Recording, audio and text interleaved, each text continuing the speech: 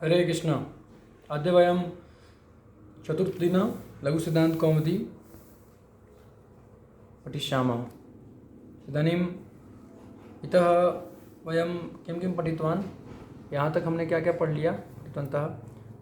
यहाँ तक हमने माहेश्वर सूत्र के बारे में पढ़ा, जो कि वर्ण समाम्नाय भी कहे जाते हैं माहेश्वर सूत्र, उसके बारे में पढ़ा। उसके बाद हमने हलन्त्यम सूत्र पढ़ा, तस्लोपा पढ़ा, दर्शनम लोपा पढ़ा, उकालो उझर उकालो झ स्वर दीर्घ प्लुतः पढ़ा, और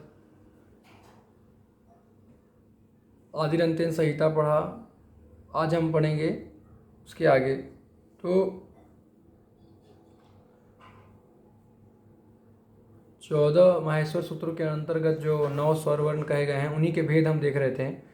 तो कल हमने उनके भेद काल के आधार पर उनका भेद किया था। स्वर बस काल, कितना काल लगता है बोलने में, उच्चारण करने में, उस हिसाब से उकालो झस्व दीर्घ प्लुत दीर्घ हर्ष दीर्घ प्लुतः, ये सूत्र था कि उ काल को बोलने में कितना समय लगता है। उ बोले तो हर्ष हो गया, ऊ बोले तो दीर्घ हो गया, और थोड़ा लंबा समय लग गया ऊ तो प्लुत हो गया। तो इस प्रकार से हर्ष दीर्घ प्लुत जो है उच्चारण करने के समय के हिसाब से पता चलता है कि कितना उच्चारण करने में कितना समय लगेगा, उस हिसाब से होता है।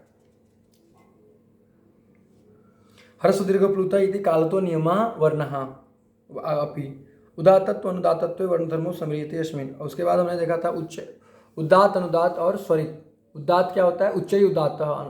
अनुदात्त क्या होता है? निश्चय अनुदात्तः। स्वरित क्या होता है? समाहार स्वरितः। तो ऊपर से जो उच्चारण किया तालु आदि का सहारा लेके वो होता है उदात्त। जो जिह्वा मूल इधर आदि का सहायता लेके जो नीचे से बोला जाता है वो होता है अनुदात्त, और जो दोनों के मध्य होता है वो होता है स्वरित। जिसके अंदर उदात्त भी आ जाते हैं और अनुदात्त भी आ जाते हैं, वो होता है स्वरित। तो कल हमने स्वर के छह प्रकार बताए थे।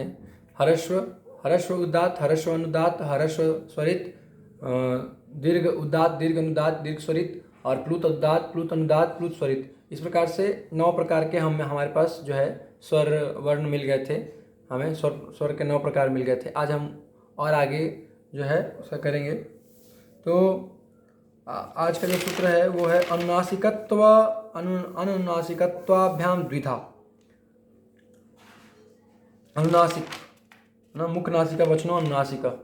अनुनासिक, तो अनुनासिक क्या होता है? तो मुख और नासिका से जो निकलता है वर्ण, निकलता है बोलने में जो प्रयोग होता है, तो उसको हम लोग बोलते हैं अनुनासिक। अनुनासिक, तो इसमें भी 2 प्रकार हैं, अनुनासिक और अननुनासिक। एक है अनुनासिक, एक है अनअनुनासिक। एक अनुनासिक है, एक अननुनासिक है। अनुनासिक का चिन्ह होता है ऐसे करके चंद्र बिंदु होता है, और अनुनासिक में कोई चिन्ह नहीं लगता है। ह्रस्व अनुनासिक में अगर हम बात करें तो ह्रस्व उदात्त अनुनासिक, उदात्त अनुदातिक, उदात्त अनुनासिक, उदात्त अनुनासिक, उसके बाद फिर ह्रस्व अनुदात्त अनुनासिक, ह्रस्व अनुदात्त अनुनासिक अनुनासिक, उसके बाद फिर ह्रस्व स्वरित अनुनासिक, ह्रस्व स्वरित अननुनासिक। इस प्रकार से 6 प्रकार हो गए ह्रस्व स्वर के। इसी प्रकार से दीर्घ के भी 6 प्रकार हो जाते हैं। दीर्घ उदात्त अनुनासिक, दीर्घ अनुदात्त, दीर्घ उदात्त अनुनासिक, दीर्घ अनुदात्त अनुनासिक, दीर्घ अनुदात्त अनुनासिक, दीर्घ स्वरित अनुनासिक, दीर्घ स्वरित अनुनासिक। इस प्रकार से प्लुत के भी ऐसे ही 6 प्रकार हो जाते हैं। टोटल 18 प्रकार हो जाते हैं प्लुत के भी। प्लुत उदात्त अनुनासिक, प्लुत अनुदात्त प्लुत उदात्त अनुनासिक, प्लुत उदात्त अनुनासिक, फिर प्लुत अनुदात्त अनुनासिक, प्लुत अनुदात्त अनुनासिक, प्लुत स्वरित अनुनासिक, प्लुत स्वरित अनुनासिक। इस प्रकार से 18 प्रकार हो जाते हैं सबके। तो लघु सिद्धांत कौमुदी में जो सूत्र है वो क्रम से बताया गया है। वरदराज आचार्य जी ने क्रमिक रूप से सबको बताया है, क्रम कर दिया है, क्रम से बांट दिया है ना, और क्रम के अनुसार ही है कि इसके बाद कौन सा सूत्र पढ़ना है। क्योंकि जब आप पढ़ेंगे अनुनासिको वचनो, मुख नासिका वचनो, ये सूत्र पढ़ेंगे अनुनासिकत्व अननुनासिकत्वाभ्याम द्विधा, ये सूत्र पढ़ेंगे तो इसके बाद आपको आपके मन में प्रश्न आएगा कि अनुनासिक क्या होता है, अनुनासिक क्या होता है। तो उसके आगे बताया है मुख नासिका वचनों अनुनासिका, ये बताया है पतंजलि के अनुसार, है ना। सब हर मुनि का अपना अपना, है ना, वाणी का अपना मत है और इसके ऊपर, और पतंजलि का अपना मत है और कात्यायन का अपना मत है। लेकिन पतंजलि का मत जो है वो सर्वाधिक प्रमाणिक है, क्योंकि अपडेटेड वर्जन जैसे कंप्यूटर में होता है तो अपडेटेड वर्जन ज़्यादा प्रमाणिक होता है, ज़्यादा मानते हैं उसको। उसी प्रकार से जो नए हैं अभी वो है पतंजलि। तो पतंजलि के अनुसार जो है वो मुख नासिका वचनों अनुनासिका है। भाष्यकार लिखते हैं कि मुख नासिका वचनों अनुनासिका, है ना, ये जिसमें द्वंद्व समास है। द्वंद्वश्च प्राणी तुर्य सेनांगाणाम, प्राणी वाद्य यंत्र और सेना के अंग के साथ जो द्वंद्व समास होता है वह नपुंसक लिंग एकवचन में होता है। जैसे पाणिपादम हो गया, मार्दंगिक हो गया, मार्दंगिक वैणिक विकम रतिका श्रोहम, ये सब क्या है, नपुंसक लिंग एकवचन हो गया, एक वचन में है नपुंसक लिंग, क्योंकि इसमें प्राणी हो या वाद्य यंत्र हो या सेना के अंग हो, किसी भी अंग का, वाद्य यंत्र के अंग हो या प्राणी के अंग हो या सेना के अंग हो, उसके साथ जो द्वंद्व समास होता है तो उसमें क्या होता है, उसी प्रकार से मुख नासिका वचनों अनुनासिका इसमें भी हुआ है, हाँ? तो इसमें द्वंद्व समास है और ये द्वंद्व समास होने के कारण नपुंसक लिंग एकवचन में होता है।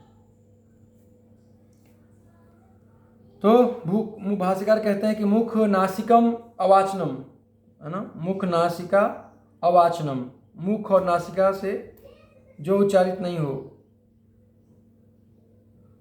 वो ईसद वचनम, है ना, ईसद वचनम, और जो मुख नासिका से होता है वो मुख अनुनासिक होता है। आवचन नहीं होता है, मुख नासिका से जो होता है उसको, मुख नासिका से जो उच्चारण होता है उसको बोलते हैं अनुनासिक, और जो नहीं होता है उसको बोलते हैं अननुनासिक। अनुनासिक का चिन्ह बता दिया था। मुख नासिका दोनों से थोड़ा थोड़ा जिस वर्ण का उच्चारण होता है उसे अनुनासिक कहते हैं। मुख नासिका से थोड़ा थोड़ा जिस वर्ण का उच्चारण होता है उसे क्या बोलते हैं, अनुनासिक। तदित्थम, उसके बाद अब क्या, अयूरी, ये जो है येषां वर्णानाम प्रत्येकम अष्टादश भेदा, कितना भेदा, 18 भेद है इनके, ठीक है, इनके 18 भेद हैं, इनके 18 भेद हैं। लेकिन री के 12 भेद हैं, उसमें दीर्घ नहीं होता है। उसी प्रकार से ए ओ आई औ इसका स्वर नहीं होता, इसमें के 12 भेद हैं। बाकी सबके 18 भेद हैं। हर शब्द के कारण एच के भी 12 भेद होते हैं, एच के और री के 12 भेद होते हैं, बाकी सबके 18 भेद होते हैं। इसके बाद हम कल का सूत्र रहेगा तुल्यस्य प्रयत्नम सवर्णम, तुल्यस्य प्रयत्नम सवर्णम, स्वर्ण संज्ञा किसको दी जाती है, सवर्णम, है ना। तो ये हम कल पढ़ेंगे, उच्चारण स्थान के आधार पे ये बताया गया है। तो आज हमने क्या क्या पढ़ा, आज हमने पढ़ा कि स्वरों के 9 भेद तो हमने कल कर लिए थे, उच्चारण के अनुसार और उच्चारण काल के अनुसार और उच्च नीचे बोलने के अनुसार हमने 9 भेद कर लिए थे। आज हमने मुख नासिका वचनों अनुनासिक के अनुसार है, अनुनासिक भेद पे हमने उन 6 का 9 स्वरों का 18 भेद कर लिया, है ना। प्रत्येक के 6 भेद, स्वर के 6 भेद, दीर्घ के 6 भेद और प्लुत के 6 भेद, इस प्रकार से 18 भेद हमने आज पढ़ा। तो ये 14 माहेश्वर सूत्र, जिसको वर्ण समाम्नाय भी कहा जाता है, उसके 9 स्वरों का भेद हमने आज पढ़ा। और कल हम इसके आगे सवर्णम सूत्र पढ़ेंगे, सवर्णम कैसे करते हैं, स्वर्ण क्या होता है, उसके बारे में हम आगे पढ़ेंगे। अस्तु, इदानीं वयं कक्षां समाप्तं कुर्मः। अस्तु, धन्यवादः। हरे कृष्णा।